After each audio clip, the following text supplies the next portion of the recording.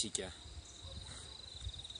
Nahazo ity andro vaovao ity indray izay ry tompo izay manakaiky ny krismasy ka isaorana ianao izany.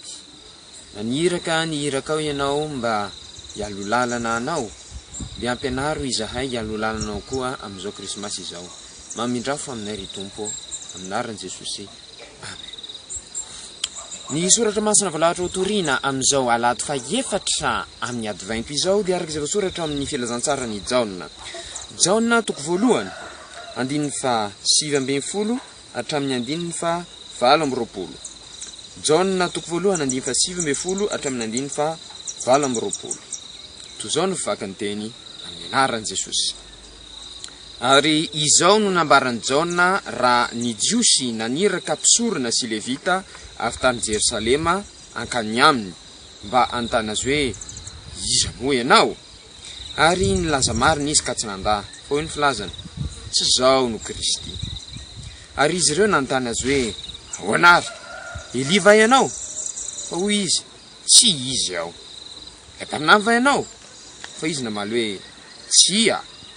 Dia hoy ireo taminy, iza ary ianao mba hitondranay valiny ho any amin'izay naniraka anay?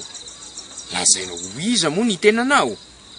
Dia hoy izy, zao dia feon'ny miantso mafy anenevitra hoe ataovy mahitsy ny lalan'i Jehova, arak'izay nilazain'i Isaia taminany.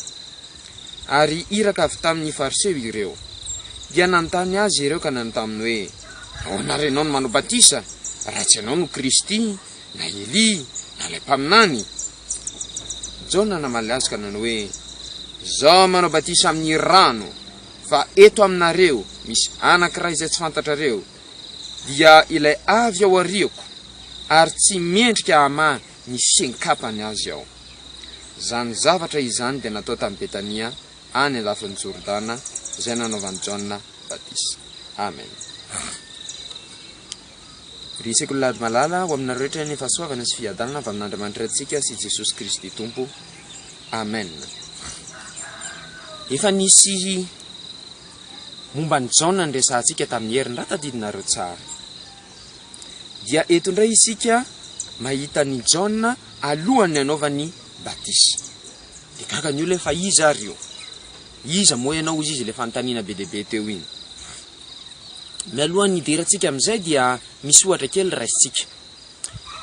Efa nahita ve isika filoham-pirenena mandalo any an-dalana? Misy marobe ireo. Inona ny tonga dia hamantarantsika hoe io ny filoham-pirenena? Nefa izy ara matetika ara tsy hita akory, fa misy karazana famantarana. Misy inona hoe misy mpialo lalana, zay mihitsiny. Ho antsika izay efa nahita tsara zany dia mahita tsara hoe misy aloha moto mandeha dia manakisaka ny eny amin'ny arabe, dia manaraka azy misy fiara lehibe maromaro, zay vao misy le fiara misy azy dia mamarana azy misy miaramila hafa koa. Dia raha natsikatra isika tsy mba tratra ny embouteillage mihitsy ny reny, tsy mba tratra ny fifanoana fifamoivoizana, tsy zay, tsy mahita an'ireny fiara reny mijanona anatin'ny embouteillage zany mihitsy nefa mahazo lalana foana. Inona ny antony? Misy mialo lalana mandrakariva ireny, satria raha ohatra embouteillage be ka na dia misy an'ireny moto reny ara dia tsy afaka moramora izy reny. Natsikatra antsika zao misy ny ambulance le mitondra marary reny, na le pompier le mpamonjy voana reny indraindray tratry ny embouteillage ka na dia miklaksona be ary reny indraindray dia sahirakirana any izy vao afaka eo. Efa misy maheno le polisy na le gendarme hoe zany misy ambulance dia zay vao alevana. Fa ny filoham-pirenena tsy mba tratra ao anatin'ireny mihitsy. Inona ny antony? Mampiasa telefônina izy, mampiasa mpialo lalana izy, miteny an'izay gendarme mivadika any ho avy ny filoham-pirenena, ataovy malalaka ny lalana. Dia zay mahatonga anazy afaka foana amin'ireny alehan'ireny. Mampiasa mpialo lalana izy aloha miteny melo hoe ho avy. Dia misy mpialo lalana indray aloha rehefa iny akaiky iny izy manakisaka, ny sasany dia mijanona ny fiara. Dia iny izy iny fa tonga mandeha amin'izay dia tsy misy fanengelenana. Tahaka an'izay koa ny asan'ny Jaona. Jaona dia tsy le Messia, tsy le Kristy hoy izy mitenenina eto. Tsy Elia koa izy, tsy ilay mpaminany koa izy. Fa ny asany dia zao, mialo lalana an' Jesosy, nanomana ny olona andray an'i Jesosy. raha jerentsika tsara ny teniny dia izy ony le miantso mafy any an'hevitra manao hoe ataovy mahitsy ny lalan'iza ozy izy lalan' Jehova zay mihitsiny. Efa tamin'ny andro ny Isaia mpaminany efa ela be izy no tenenina an'izany hoe hialo lalana an' Jesosy izy. Dia sika koa resaka lady malala araka izay efa teneninantsika ombianombiana manana diditsika mampafantatra mialoha any olona misy omanana amin'ny krismasy. Efa kaiky zao ny krismasy isany efa natsenjery efa hay ve toizana tsara reny fianarana tsenjery reny toizana tsara reny fianarana hira reny atao tsara mba hatonga ny olona andray an' Jesosy indray amin'izao krismasy izao. Hivavaka isika dia mbola mananatra feona ideranao zay re Jesosy io noho izany teny nomenao anay izany. Tao vonina mandrakariva izahay andray anao amin'izao krismasy zao ary ampio izahay anomana ny olona andray anao. Amin'ny anaran'i Jesosy no anaovana zavatra izany. Amen.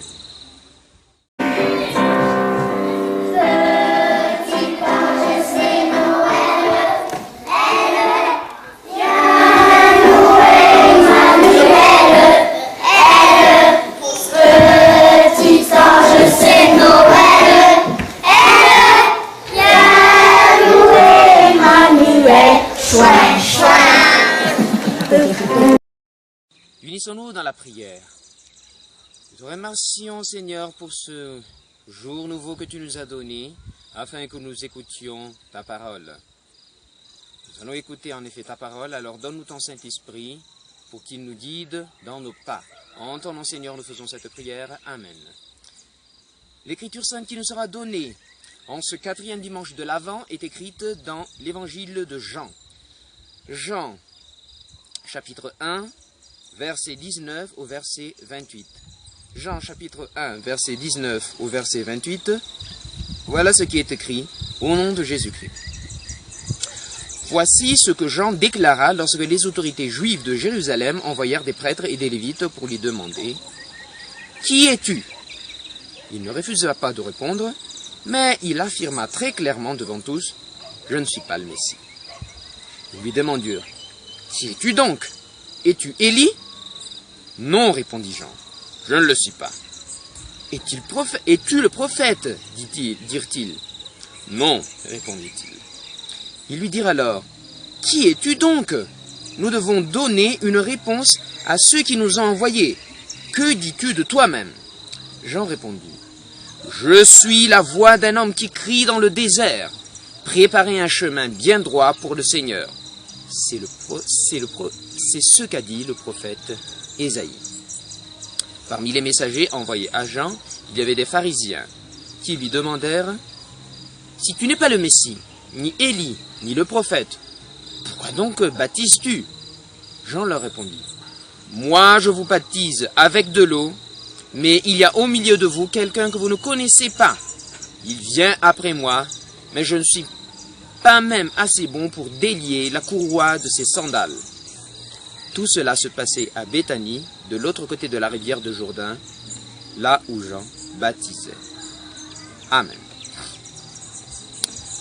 Chers membres de l'école du dimanche, que la grâce et l'amour du Seigneur Jésus-Christ et Dieu notre Père soient avec vous. Amen. Nous avons déjà parlé de Jean la semaine dernière, si vous vous en souvenez bien. La mission de Jean, qu'est-ce que Jean est venu faire. Voilà ce dont nous allons parler encore aujourd'hui. Avant cela, j'aimerais bien poser une petite question. Qui parmi vous avait déjà vu un président de la République qui passait en route? Pas forcément le président actuel, mais même d'autres présidents. Ouh, il y en a beaucoup. Et qu'est-ce qu'il fait quand il arrive? Qu'est-ce que vous voyez? C'est ça. Il y a des motos. Il y a, je ne vais pas dire des éclaireurs, mais il ne passe pas immédiatement dans sa voiture. Et il y a encore les policiers, les gardes du corps qui passent avant lui pour que la route soit bien dégagée. Si vous avez bien remarqué, il n'est jamais pris dans un embouteillage. les ambulances, les pompiers peut-être sont quelquefois pris dans des embouteillages parce que ils n'ont pas des gens pour leur dégager la route. En général, ils sont pris dans des embouteillages et ils klaxonnent et c'est seulement là que les gendarmes ou les policiers entendent qu'il y a une ambulance, il y a des pompiers, laissez-les passer. Mais le président de la République n'est jamais pris dans des embouteillages. Pourquoi? À cause de ces messagers qui vont avant lui. Et vous allez dire, oui, mais si l'embouteillage est déjà là, comment ils vont faire? Eh bien, vous ne le savez peut-être pas, mais ils téléphonent, ces gardes du corps téléphonent aux gendarmes et aux policiers qui sont déjà placés dans chaque quartier et ils font tout pour que la route soit dégagée. Et quand le président arrive, les motos disent aux voitures de se pousser sur le côté et de s'arrêter et ils passent sans difficulté. Voilà également ce que Jean doit faire. Le rôle de Jean est de préparer les gens à l'arrivée de Jésus-Christ. Il baptise, regardez bien, il a bien refusé, il n'est pas le Messie, il n'est pas Élie, il n'est pas le prophète. Et il n'est même pas digne de délier la courroie des sandales du Christ. C'est-à-dire, il n'est pas Jésus. Mais son rôle est tout simplement de dire qu'il va venir. Comme il est en train de le dire, préparer le chemin préparer le chemin bien droit pour le Seigneur. Il prépare le chemin du Seigneur afin que les gens soient prêts à accueillir le Seigneur. Noël approche. Nous aussi, nous préparons la venue du Seigneur. Levez la main ceux qui ont déjà eu les poésies à l'école du dimanche. Vous les savez déjà par cœur? C'est bien. Il y a aussi les chansons. Il faut également bien les apprendre, hein? Les poésies, les chansons, afin que les gens reçoivent le Seigneur en Noël. Que la grâce du Seigneur Jésus-Christ, l'amour de Dieu et la communion avec le Saint-Esprit soient avec vous. Amen. Réunissons-nous dans la prière. Nous te remercions pour ta parole, Seigneur, et aide-nous à préparer les gens à ta venue. Pardonne-nous tes péchés. En ton nom, Seigneur, nous faisons cette prière. Amen.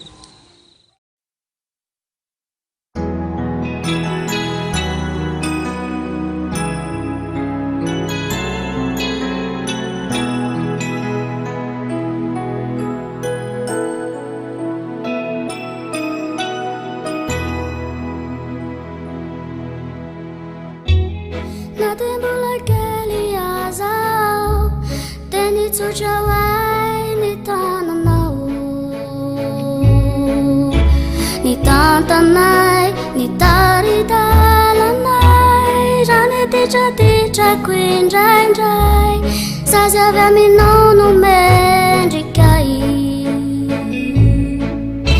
indra fo no menao ray tsy to.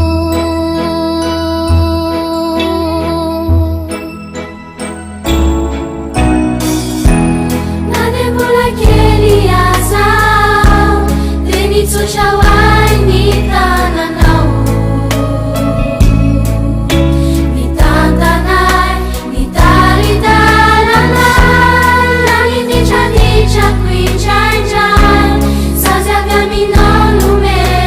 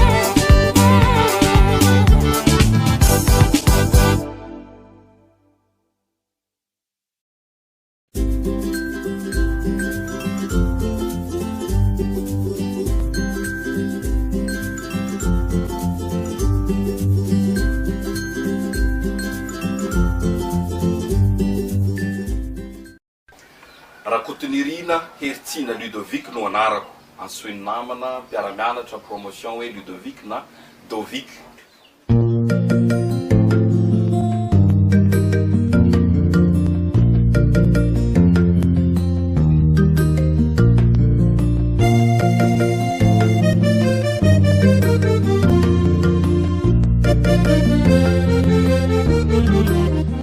Za koa dia nomen'Andriamanitra ny talenta amin'ny resaka tao-trano. Nianarana moa zany fa le lasa ara ao anaty misy le resaka architecture, le en tant qu'architecte zany.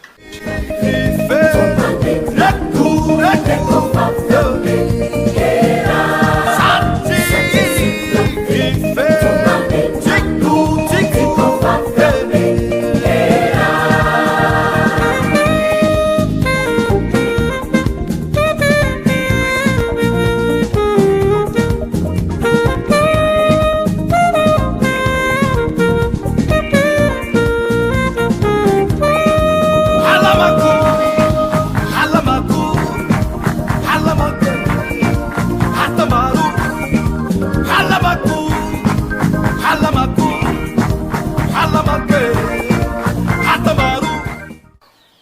soa ho asika rehetra ho amin'izay resaka mozika zay tena ampiasa n'io talenta io ho fanompona ho fanaovana ny asa tsara ho fanehoany mpitiavana ny mpiarabelona sy ny mpiara-mivavaka.